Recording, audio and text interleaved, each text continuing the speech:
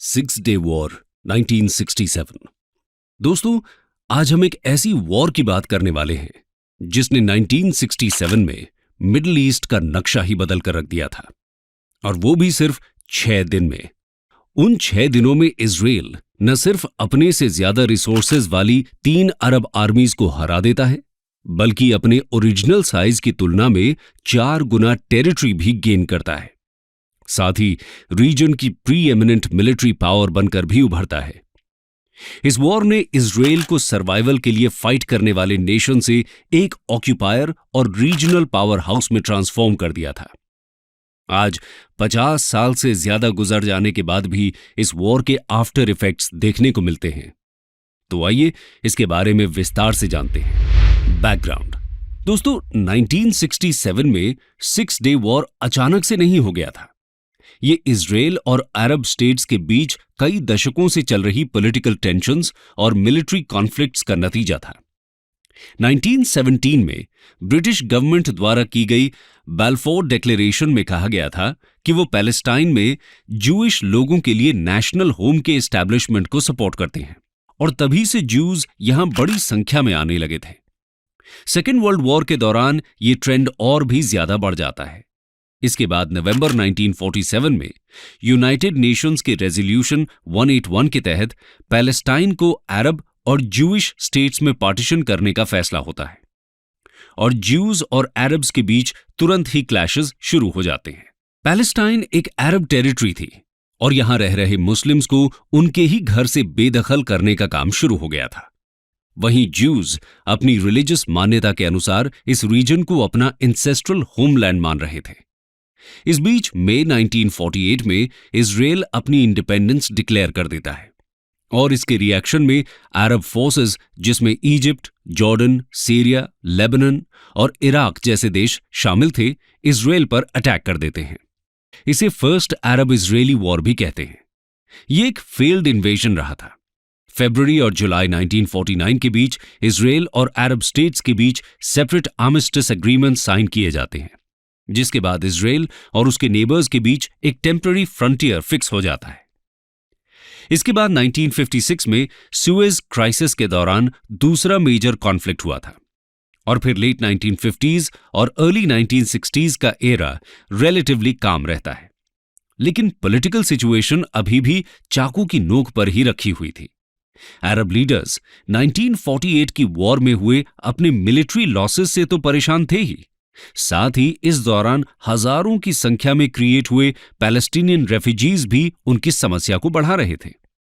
और दूसरी तरफ इजरायलीज को भरोसा हो गया था कि इजिप्ट और बाकी अरब देश उनके एग्जिस्टेंस के लिए थ्रेट हैं। इस तरह म्यूचुअल डिस्ट्रस्ट की वजह से इनके बीच एक और वॉर की पूरी संभावना बन रही थी। Origins of the 6 day war.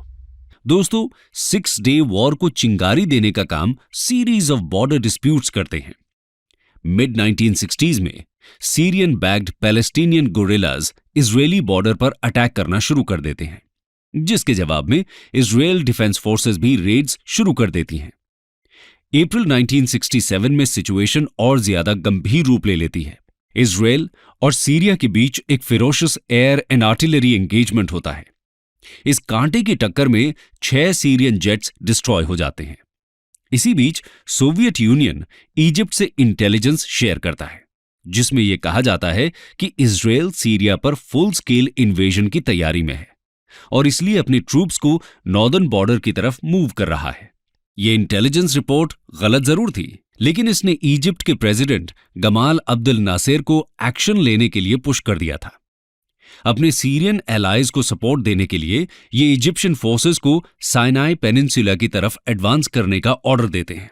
यहां 1948 की वॉर के बाद यूएन पीस कीपिंग फोर्सेस तैनात कर दी गई थी। इजिप्शियन फोर्सेस इजराइल के बॉर्डर को प्रोटेक्ट कर रही इस यूएन पीस कीपिंग फोर्स को एक्सपेल कर देते हैं।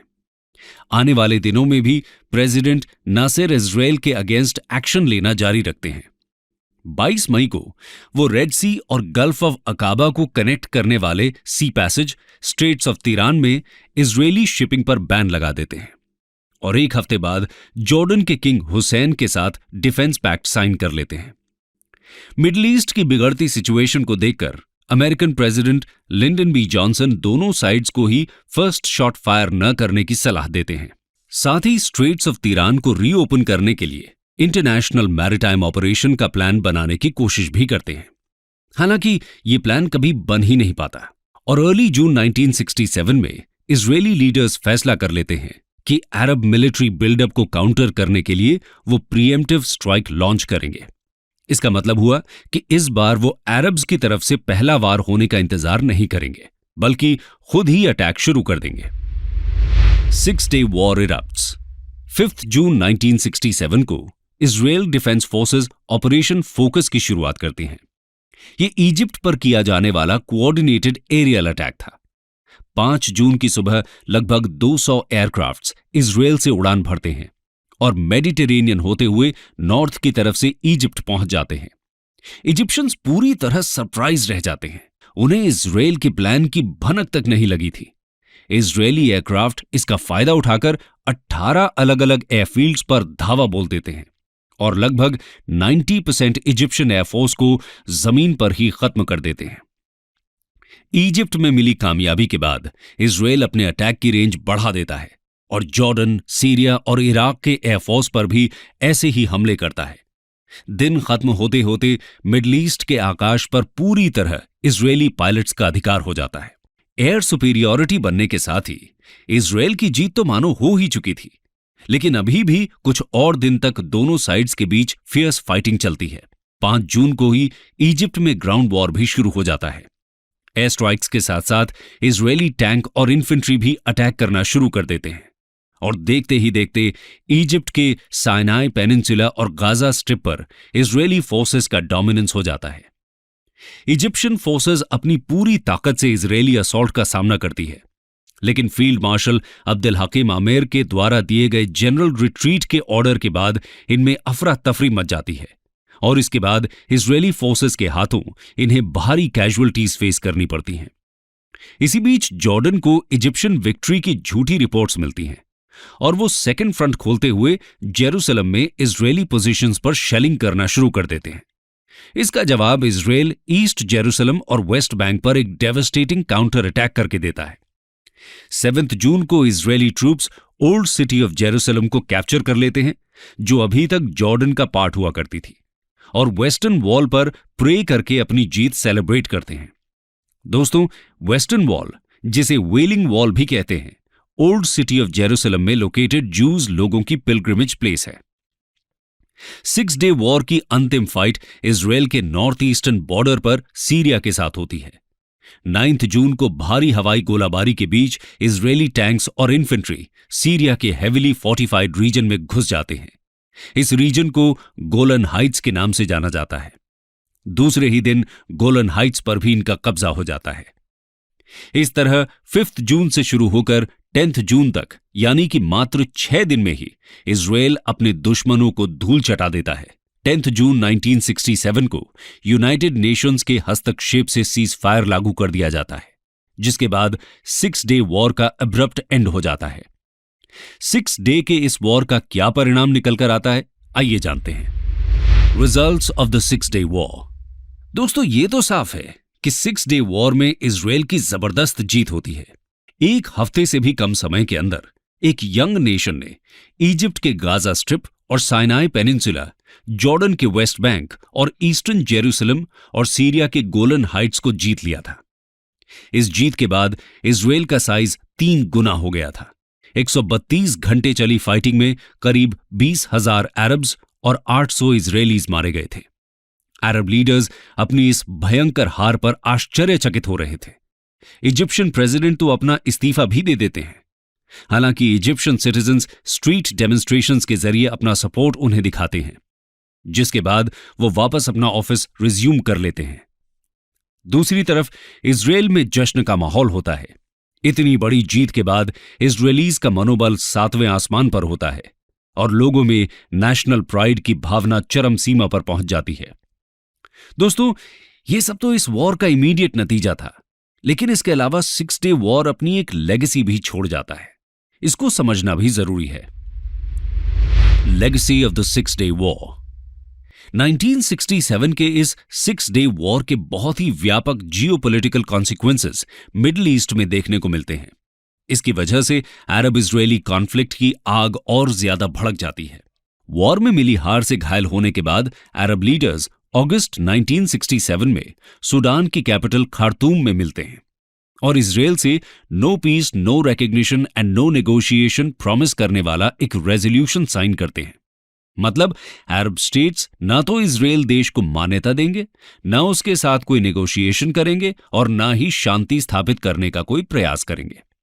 इसी का नतीजा होता है कि 1973 में अरब स्टेट्स का इजरायल के साथ 4th मेजर कॉन्फ्लिक्ट यानी कि योम किपुर वॉर होता है।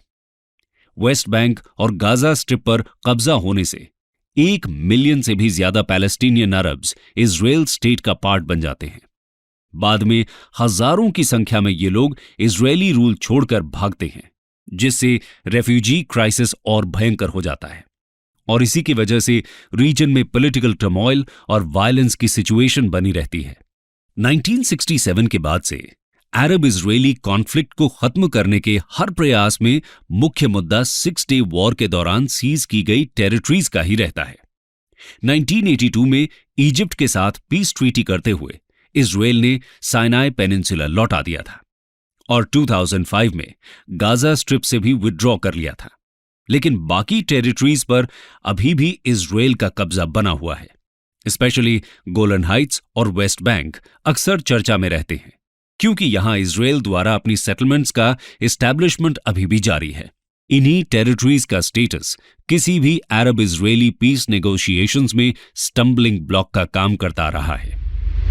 कंक्लूजन दोस्तों, इस तरह 1967 में हुए सिर्फ 6 दिन के इस वॉर ने मिडिल ईस्ट का नक्शा पूरी तरह बदल दिया। इस वॉर के बाद इजरायल रीजनल सुपर पावर के रूप में एस्टैब्लिश हुआ। 1967 के बाद 1973 में एक बार फिर अरब स्टेट्स और इजरायल योम किपुर वॉर में आमने सामने होते हैं। यहां एक बार फिर इजरायल की जीत होती है। समय के साथ कई सारे अरब स्टेट्स के साथ इजरायल ने पीस एग्रीमेंट्स साइन कर लिए हैं, लेकिन पैलेस्टीनियंस आज भी अपने होमलैंड के लिए संघर्ष कर रहे हैं। पैलेस्टीन लिबरेशन ऑर्गेनाइजेशन यानी कि PLO जहां पीसफुली इस कॉन्फ्लिक्ट को सॉल्व करना चाहता है, वहीं हमास जैसे मिलिटेंट ऑर्गेनाइजेशंस भी हैं जो पैलेस्टीन में एक बार फिर से इंडिपेंडेंट इस्लामिक स्टेट एस्टैब्लिश करना चाहते हैं। अभी मई 2021 में ही हमास ने इजरायल में रॉकेट से अटैक किया था, जिसके रिस्पॉन्स में इजरायल ने भी एयर स्ट्राइक से हमला किया। इस तरह 1967 में इजरायल की जो डोमिनेंट पोजीशन मिडिल ईस्ट में बनी थी वो आज भी कायम है, लेकिन उसके लिए बहुत बड़े स्तर पर रिसोर्सेज और ह्यूमन लाइव्स को सैक्रिफाइस भी लगातार किया जा रहा है।